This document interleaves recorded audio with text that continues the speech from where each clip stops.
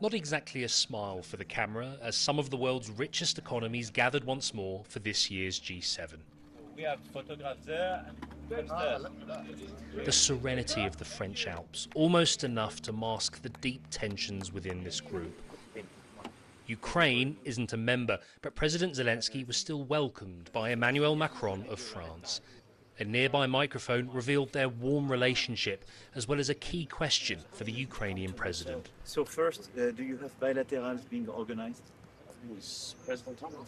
What he and European leaders hope is to convince Donald Trump to better support Ukraine and get tougher with Russia. The day started with a special meeting, but it began with some enforced small talk for 20 minutes, until their most powerful ally arrived. Relations with the US have been, to put it mildly, strained, not least since it started a war on Iran with Israel without warning. But there was still a belated birthday present from the German Chancellor Friedrich Merz with the unsubtle message, we're on the same side. Although, as highlighted during a sit-down with the leader of Qatar, this is a US president still reluctant to condemn Moscow for its aggression. Russia should make a deal. Russia's lost tremendous amounts of people, and so has Ukraine.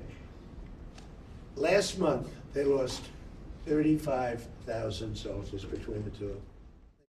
President Zelensky has secured FaceTime with Donald Trump today, but he knows his American counterpart is increasingly disinterested in the invasion of his country and reluctant to intervene and help end the war, something he would never admit publicly. I think that President Trump can do it, or maybe only him. I don't know, really. We will see what Europeans will do. I mean, this, of course, Europe wants negotiations with coordination with the United States, but we don't know all the tracks.